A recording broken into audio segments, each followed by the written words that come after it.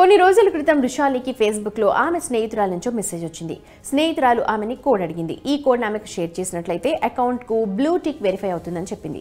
దీంతో రుషాలి కోడ్ని షేర్ చేసింది. కానీ ఆ మరుక్షణంలో తన ఫేస్బుక్ ఖాతా, మెసెంజర్ హ్యాక్ అయ్యాయని ఆమెకు అర్థమైంది. ఆమె తన స్నేహితురాలికి ఫోన్ చేసి వెరిఫై చేయగా తన ఫ్రెండ్ అలాంటి మెసేజ్ ఏదీ పంపలేదని చెప్పింది. నిజానికి ఆమె ఖాతా కూడా హ్యాక్ అయింది. అంటే రుషాలికి ఈ మెసేజ్ను హ్యాకర్ పంపాడన్నమాట. అయితే ఆమె సమస్యలు అక్కడితో ఆగలేదు. ఈ విషయాన్ని రుషాలి తన స్నేహితులకు తెలియజేసే లోపే ఆ హ్యాకర్ ఆమె స్నేహితుల్లో చాలా మందికి మెసేజ్ పంపాడు. కొంతమందిని రుషాలిని అడిగినట్టే కోడ్ అడిగాడు, మరికొందరిని డబ్బులు అడిగాడు. ఆమె ఫ్రెండ్స్లో 2-3 అమౌంట్ కూడా పంపించారు. ఇది ఈ మధ్యకాలంలో బాగా డెవలప్ అయిన సైబర్ ఫ్రాడ్. ఇక్కడ స్కామ్స్టర్ మీ గుర్తింపును కొట్టేయడమే కాకుండా స్కామ్ చేయడానికి మీ ఫ్రెండ్స్ అకౌంట్స్ని కూడా ఉపయోగిస్తున్నాడు. అనేక సందర్భాల్లో ఫేస్బుక్ యూజర్లకు పేజ్ కమ్యూనిటీ ప్రమాణాలు, నిబంధనలు పాటించడం లేదు అంటూ మెసేజ్లు అందుతుంటాయి. మీరు ఇతరులను తప్పుదారి పట్టించే కంటెంట్ను షేర్ చేస్తున్నారని, నకిలీ పేర్లు, ఫోటోలు వాడుతున్నారని, ఒకవేళ ఇందులో ఏదైనా పొరపాటు జరిగితే దాన్ని సమీక్షించడానికి కింద లింక్ పై క్లిక్ చేయండి అని ఆ మెసేజ్లు వస్తూ ఉంటాయి.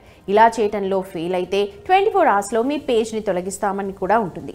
మెసేజ్ పంపించిన వారు మెటా బిజినెస్ సర్వీస్ అని ఉండడంతో ఫేస్బుక్ వర్గాలే ఈ మెసేజ్ పంపించాయని అనుకుంటాం. దీంతో వారు ఆ లింక్ పై క్లిక్ చేస్తారు. అంతే, వెంటనే వారి పేజీలు హ్యాక్ అయిపోతాయి.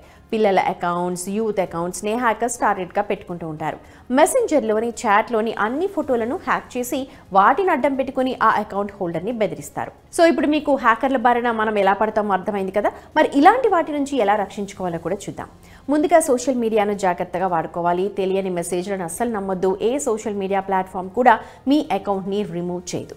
మీ అకౌంట్ నుంచి ఏదైనా రాంగ్ యాక్టివిటీ ఉంటే మీ అకౌంట్ను సస్పెండ్ చేస్తారు, అంతేకాని డిలీట్ చేయరు. అందుకే అకౌంట్ డిలీట్ చేస్తామని వచ్చే మెసేజ్లను పట్టించుకోకపోవడమే బెటర్. మీరు మీ ఫ్రెండ్ నుంచి ఏదైనా మెసేజ్ వచ్చినట్లయితే సంబంధిత వ్యక్తికి డైరెక్ట్గా కాల్ చేసి కన్ఫర్మ్ చేసుకోండి.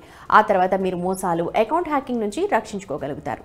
ఇలా చేయటం వల్ల మీకు మెసేజ్ పంపిన ఫ్రెండ్ని కూడా అలర్ట్ చేసినట్టు అవుతుంది. అంతేకాదు, మీ ఫేస్బుక్ పేజ్ని ఎప్పుడూ లాక్లో ఉంచుకోండి. ఇది మీ ఫ్రెండ్స్ కాకుండా ఇంకెవరు దానిని చూడలేరు. దీనివల్ల అందులో ఉండే మీ ఫోటోలు కానీ, అందులో ఉన్న కంటెంట్ని కానీ ఇతరులు ఎవరు చూడకుండా ఉంటారు. ఇక మీ పర్సనల్ గ్యాడ్జెట్స్ నుంచే కాకుండా వేరే వాటి నుంచి సోషల్ మీడియా అకౌంట్స్లోకి లాగిన్ అయితే జాగ్రత్తగా ఉండాలి. పని పూర్తయిన తర్వాత లాగౌట్ చేయడం మర్చిపోవద్దు.